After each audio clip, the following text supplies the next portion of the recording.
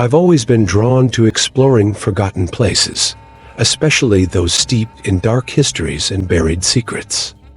Back in college, my friends and I had a habit of spending hours, sometimes entire nights, investigating abandoned spots around the city. Hospital ruins, defunct factories, old theaters. Any place that seemed lost to time. These adventures were our escape from the academic grind, a shot of adrenaline that kept us feeling alive. But as time went on, schedules started to clash. Work, internships, responsibilities. Suddenly, I found myself alone, with no company for these nocturnal excursions. Despite this, my passion for uncovering what lurked in the shadows didn't wane. I began to explore alone. Initially, it was just a way to keep the hobby alive, but it soon turned into something more sinister and almost obsessive need. One cold, cloudy night, I geared up for another exploration. This time, my destination was an old textile factory, abandoned for decades, situated in the most forgotten part of the city. The stories I'd heard about the place were chilling. Workers who vanished, mysterious accidents, whispers echoing through the empty halls. I should have heeded the warnings, but curiosity got the best of me. I arrived just before dusk, the air thick with an unsettling silence. The building was massive, its broken windows like empty eyes, watching my every move. A sense of being monitored began to grow, but I ignored it. After all, it was just an old factory, or so I thought. As I set up my gear and prepared to enter, daylight rapidly faded, plunging the place into oppressive darkness. A shiver ran down my spine, but I pressed on, determined to uncover the mysteries of this forgotten place. Little did I know that night held something far more sinister than I could ever imagine. As darkness enveloped the factory, a chill crept down my spine. It felt as though the building itself was breathing, whispering ancient secrets within the shadows.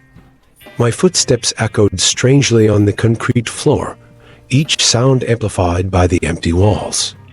My friends used to stand beside me during these moments, their nervous jokes helping to dispel the fear. But now, I was alone.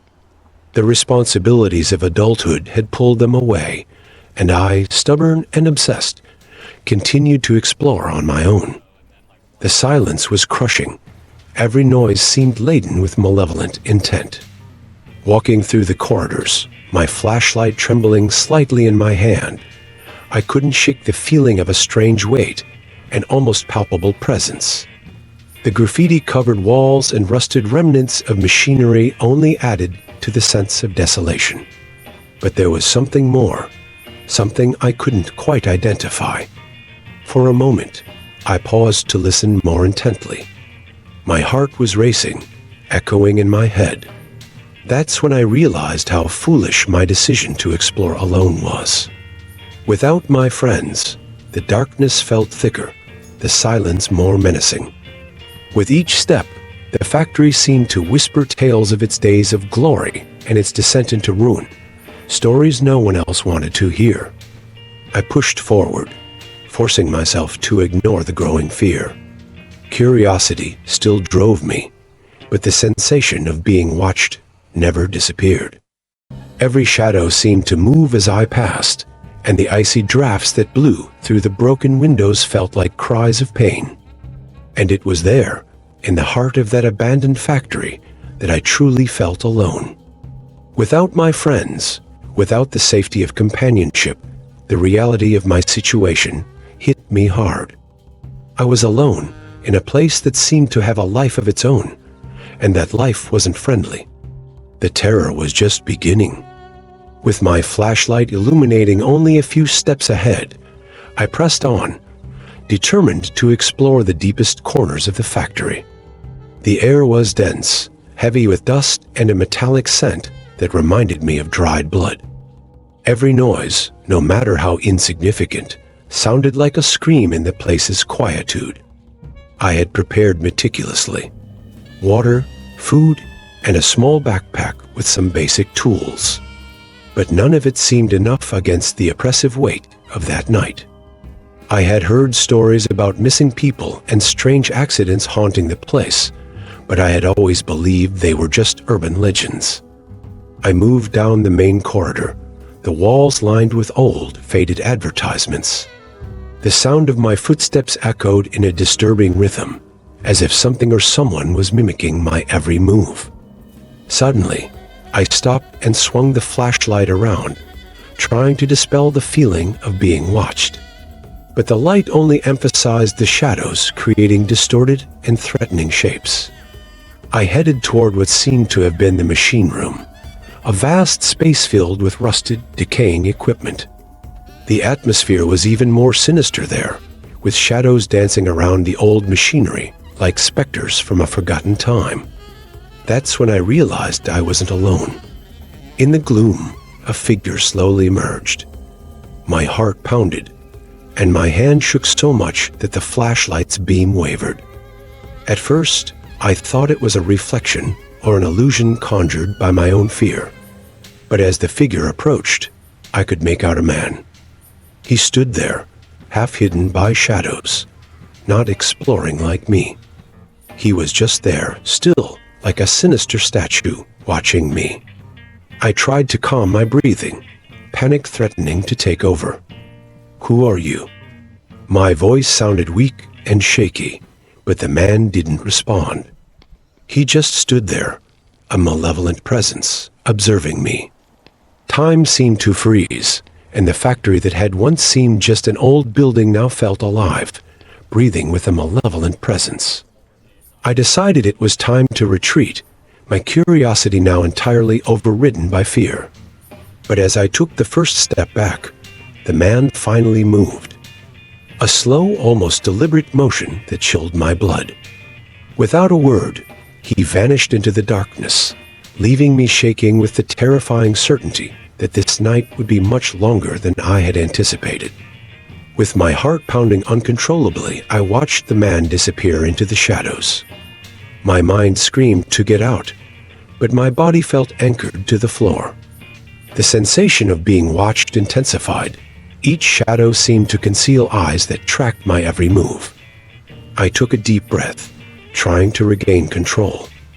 I was there to explore and document, not to be overwhelmed by fear. With a firm grip on my flashlight, I decided to move forward, but with greater caution. Maybe he was just a homeless person seeking shelter, or another curious soul like me. Still, survival instincts urged me to keep my distance. Turning right, I entered a narrow corridor. The sound of footsteps echoed behind me, but whenever I looked back, there was nothing but darkness. Every corner seemed to transform the factory into a labyrinth of terror, its walls murmuring stories of pain and suffering. I reached a large room, probably the workers' old cafeteria. Tables were upside down, broken chairs scattered across the floor, and the silence was heavy. I advanced slowly, ears tuned to any unusual sound. My flashlight illuminated something that made my blood run cold, a message scrawled on the wall in trembling, time-worn letters. "We are never alone." I swallowed hard, feeling a wave of panic rising again. My instinct to leave was growing stronger, but something within me, stubbornness, or perhaps the need to understand what was happening, kept me pushing forward. That's when I heard it. Footsteps, now closer, more distinct. They seemed to come from every direction, surrounding me. I spun around quickly, the flashlight's beam trembling as my sweaty hands lost control. And there he was again, the man. Standing in the cafeteria's entrance, staring at me with eyes that seemed empty, yet filled with indescribable malevolence. My breathing became rapid and shallow. The terror was palpable, almost suffocating. He didn't move, didn't speak, just stood there, like a guardian of the shadows, preventing me from leaving. Without thinking, I started to back away slowly, my footsteps echoing in the large room. Every move of mine seemed amplified, a symphony of fear filling the space between us. Then, without warning, he took a step towards me, his face still hidden in the shadows. That was enough. I turned and ran, the sound of my footsteps and ragged breaths mingling with the factory's echoes. At every turn, I expected to find him, but he wasn't there. Only darkness, only emptiness. I needed to get out of there before I lost my sanity entirely. My friends were right, I thought as I ran. Some places are best left forgotten. I ran through the shadowy corridors, the sound of my footsteps echoing like the beats of a funeral drum. The factory felt like a labyrinth, each passage drawing me deeper into its suffocating darkness. Fear gripped my chest, and every breath was a painful effort. I needed to find the exit, but everything looked the same. Shadows and debris, a nightmarish scene repeating endlessly. That's when I stumbled upon a smaller room, perhaps an old office, with broken windows letting in a pale moonlight. It felt like a tiny beacon of hope amidst the oppressive dark. I entered, closing the door behind me in a vain attempt to create a barrier between myself and the man pursuing me. The room was filled with old papers scattered across the floor and a dust-covered desk. I tried to calm my breathing, listening intently for any sign of the man. The silence was absolute, but it only heightened my anxiety. What did he want? Why was he chasing me? These questions spun in my mind, each more terrifying than the last. As my flashlight scanned the room, I noticed an old notebook on the desk. Driven by impulse, I opened it. The pages were yellowed with age, but still legible. Notes from former workers, production logs, and then something strange. Pages scribbled with symbols and disjointed phrases. "We are not alone, he watches, the factory breathes." Words that mirrored the terror I was experiencing. Suddenly, a sound. Slow, deliberate footsteps on the other side of the door. My eyes widened, and my hand gripped the notebook tightly. The doorknob jiggled, and a wave of panic surged through me. There was no other way out. I was trapped. The door creaked open slowly, and the figure of the man appeared, partially illuminated by the moonlight. He stepped into the room, his gaze fixed on me. There was something profoundly wrong with him, something beyond comprehension. His presence seemed to warp the air around him, making it heavy, almost unbreathable. I tried to speak, to ask who he was or what he wanted, but my voice died in my throat. He just stood there, watching me, each second stretching into an eternity of terror. I could feel madness lurking, ready to take over if I couldn't escape. Finally, the man took a step forward, and I recoiled, my back hitting the cold wall. With a slow, deliberate motion, he raised his hand, pointing at me. The gesture seemed to carry immense weight, a silent threat. Suddenly, the window behind me shattered with a deafening crash, shards of glass flying everywhere. The shock made me turn, and without thinking, I jumped through the opening. The pain of the cuts was immediate, but adrenaline propelled me forward, away from the factory and the man. I fell to the ground outside, gasping and bleeding, but free. I looked back at the dark silhouette of the factory against the night sky. He didn't follow me. I stayed there for a moment, trying to catch my breath and regain my sanity. In that instant, I promised myself I'd never return to that place, nor to any other abandoned site. Solo exploration was over for me. The terror of that night would be a permanent reminder. I stumbled away from the factory, my hesitant steps echoing down the deserted street. Blood trickled from numerous cuts, mingling with the cold sweat covering my body. The pain was constant, but fear was a stronger force, driving me to keep moving. Every shadow on the street seemed to conceal the man, every sound an echo of his footsteps. The urban environment, usually familiar, had transformed into a maze of terror. I knew I needed to leave, find somewhere safe, but the city had become a surreal, threatening landscape. I moved through poorly lit streets, desperately seeking a sign of life, some indication of safety. Finally, I spotted an open convenience store. The fluorescent light inside was like a beacon of hope. I ran to the entrance, feeling a slight decrease in panic as I approached. The cashier looked at me with wide eyes as I entered, probably a pitiful sight with my wounds and terrified expression. I approached the counter, trying to explain what had happened, but the words came out jumbled, fragmented by fear and exhaustion. He offered me a seat and some water while he called the police. I sat down, trying to calm my mind and body. The store's artificial light and packaged goods smell was a stark contrast to the oppressive darkness of the factory. But even there, the feeling of being watched didn't leave me. As I waited, I began to think about what had really happened. Who was that man? Why was he there, in that abandoned place? And what did those phrases in the notebook mean? The questions hammered at my mind, but one thing was clear. I had faced something beyond understanding, something that seemed to have emerged from the factory's depths. The minutes felt like hours until finally, I heard the police sirens. 2 officers entered the store, and I tried to explain everything that had happened. They listened with skepticism, but the severity of my physical state stopped them from disregarding my story entirely. As one of the policemen drove me to the hospital, the other stayed to investigate the factory. Even in the car, surrounded by people who could protect me, the fear didn't disappear. The image of the man standing in the dim light, his unmoving, threatening figure, was etched in my mind. At the hospital, they treated my wounds and asked the usual questions. But the sense of safety was illusory. I knew something had changed that night. The terror of the factory wasn't something that could be left behind easily. That man, that presence, seemed to have imprinted itself on my psyche, an unending nightmare that would follow me forever.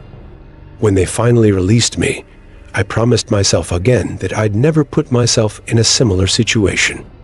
Solitary explorations, adventures in abandoned places, all of that was over.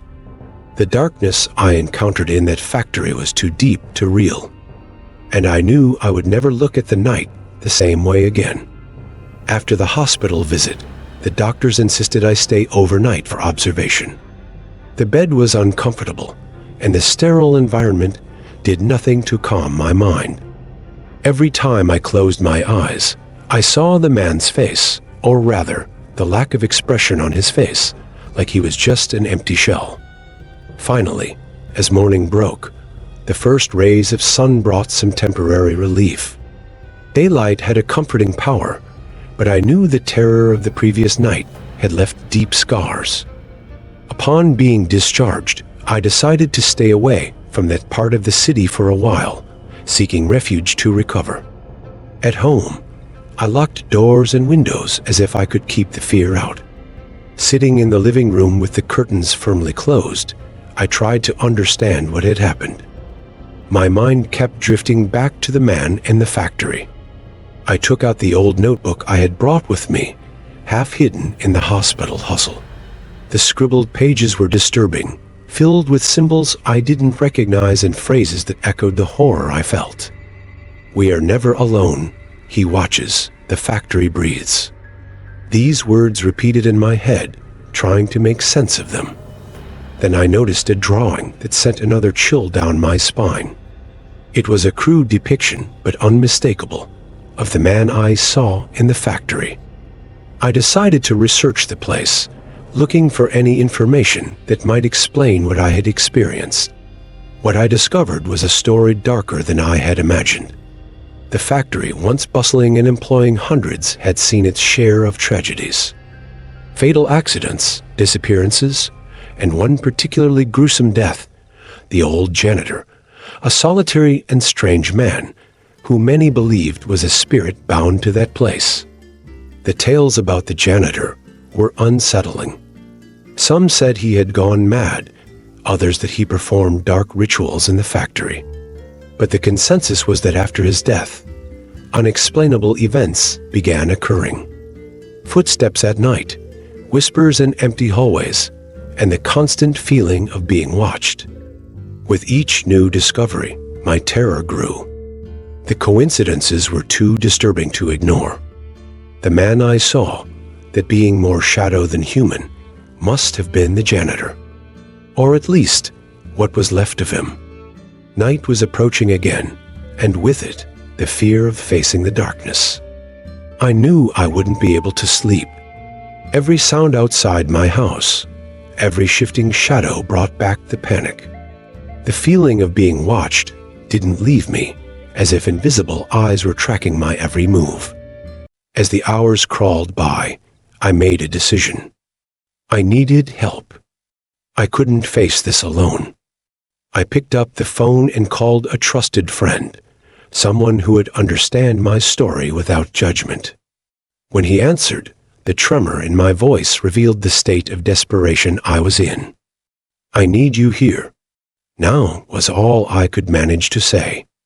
As I waited, sitting in the darkness of my living room, I could only pray for the daylight to come quickly, bringing some relief from the consuming terror. While I waited for my friend to arrive, the anxiety grew. Every tick of the clock sounded like thunder. Every shadow moving in the dimness of my living room made my heart race. It felt like the factory hadn't just left a mark on me, it had brought something back. Finally, I heard the familiar sound of my friend's car pulling up in front of my house. I got up quickly and rushed to the door, unlocking it with trembling hands. When he entered, his worried look confirmed just how pale and terrified I must have appeared. "Are you okay?" "What happened?" he asked, his voice full of urgency. I told him everything that had happened, from the factory to the mysterious man in the notebook full of scribbles. He listened intently, his face alternating between skepticism and concern. When I finished, he suggested that we leave the house, at least until dawn, so I could have a night of rest away from that terror. I agreed, and we grabbed a few things before heading out. As we walked to the car, I couldn't help but look back at the silent house. Something about the place now felt wrong, as if the darkness from the factory had seeped into the walls. We spent the night at his place, but sleep didn't come easily. The feeling of being watched persisted, and every noise during the night made me jump with fear. Even in a safe environment, the terror of that night at the factory was etched in my mind. The next morning, we talked about what to do. My friend suggested seeking professional help, someone who might understand and possibly explain the supernatural events I had experienced. I hesitated but knew I needed answers, or at least some way to find peace of mind. We found a specialist in paranormal phenomena, a man with a solid reputation for dealing with inexplicable events. When we met with him, I described everything that had happened in detail. He listened carefully, taking notes and occasionally furrowing his brow. After a long silence, he spoke. "What you encountered in that factory might be a manifestation of residual energy. Places where traumatic events occur often retain a kind of memory. And sometimes those memories can become tangible, almost like entities in their own right." The explanation wasn't entirely comforting, but it did give some sense to what I had experienced. He suggested a cleansing ritual, something that could help dispel the negative energy from both my home and the factory. With a bit of skepticism, I agreed to try it. We returned to my house, and the specialist began the ritual, using incense, candles, and ancient chants. The process took several hours, and the entire time, I couldn't shake the feeling that something invisible was watching every move. When he finished, he assured me that the negative energy should dissipate. I wanted to believe, needed to believe that this could end the terror consuming me. But deep down, I knew that some experiences leave scars that even time can't erase. The following night was calmer. I slept for the first time in days without being tormented by visions or sounds. But even so, the echo of that factory, the man's footsteps, and the whispers in the shadows remained somewhere in my mind, a constant reminder that some doors, once opened, can never be fully closed. Days turned into weeks and weeks into months. Life returned to normal, at least on the surface. I tried to resume my routine, focusing on work and activities that kept me busy. My friend was always nearby, offering support and understanding, but there was a silent acknowledgement between us that the terror of the factory hadn't completely faded. I avoided thinking about that night as much as possible, but there was always a shadow hanging over me, a sense that something was lurking in the darkness. No matter how much I tried to ignore it, the experience had left deep marks on my mind. Sometimes in the dead of night, I would wake up in a cold sweat, vivid memories of the factory and the man assaulting me. Other times, I'd find myself staring out the window, half expecting to see him standing in the darkness, watching me. Rationality told me it was just my imagination, but fear has a way of distorting reality. I decided to seek professional help, a therapist who could help me deal with the traumas I had faced. It was a slow and challenging process, but over the course of our sessions, I began to better understand what had happened and find ways to cope with the fear. The therapist taught me relaxation techniques and meditation, ways to calm my restless mind. We talked about the nature of fear and anxiety, how they can manifest in strange and terrifying ways. It was comforting to have someone who understood, someone who didn't judge me for my unusual experiences. Gradually, the nights became less terrifying, the nightmares less frequent. The factory and the man still haunted my thoughts, but I was learning to control the fear, not letting it dominate me. As the months went by, I began to feel more confident, more capable of facing the outside world. The factory was still there, a constant symbol of the terror I had lived through, but now I knew I had the power to resist it. It wasn't easy, and there were still days when the fear threatened to overwhelm me again. But with the support of those around me and the tools I had learned, I managed to move forward. The factory might have left its mark, but I had left mine too, a mark of strength and resilience against the shadows that tried to engulf me. And so, slowly, I began to rebuild my life, one step at a time, knowing that the terror of that night would never be completely forgotten, but also knowing that I was stronger than any ghost of the past. As time passed, the factory became just a distant memory, a dark chapter of my life that was slowly being left behind. The therapist helped me understand that the true power over fear was within my own control, and that I didn't need to be a prisoner to the shadows of the past anymore. I found comfort in the small things in life, in the simple moments of joy and tranquility. Little by little, I rediscovered the inner peace that the terror of the factory had stolen from me. I made new friends, explored new hobbies, and began to appreciate the beauty of the world around me again. But even as the years went by, the factory and the man remained an indelible part of my story. They taught me profound lessons about courage, resilience, and the importance of facing our deepest fears. Sometimes in the quietest moments of the night, I still found myself thinking about the dark place and the mysterious man who crossed my path. But now, instead of feeling fear, I felt a sense of gratitude for having survived such a terrifying experience and for emerging stronger than ever. The factory might have been a place of darkness, but it was also there that I found the light within me. And as I looked toward the horizon, contemplating the future that lay ahead, I knew that nothing, not even the shadows of the past, could stop me.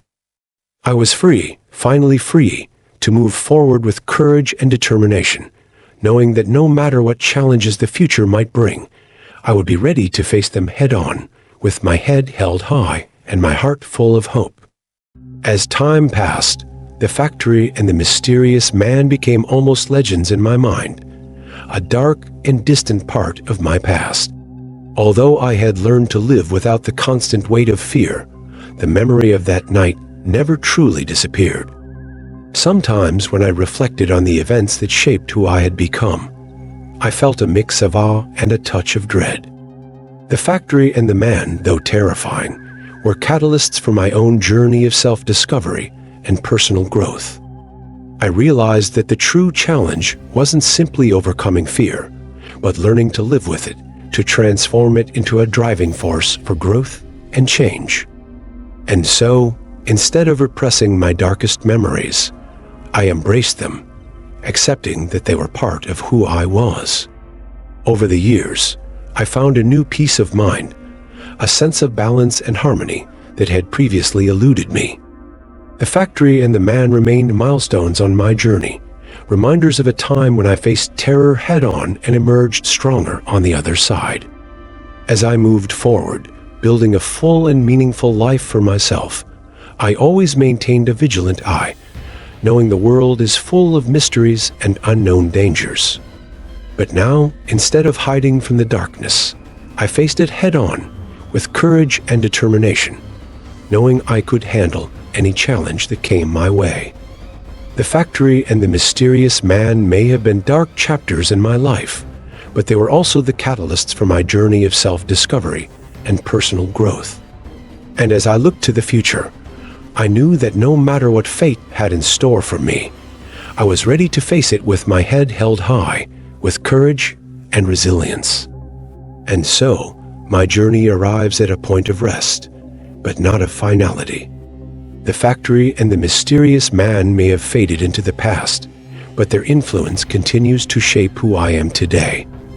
And as I look back, I see not only fear and darkness, but also the courage and strength that emerged from those dark moments.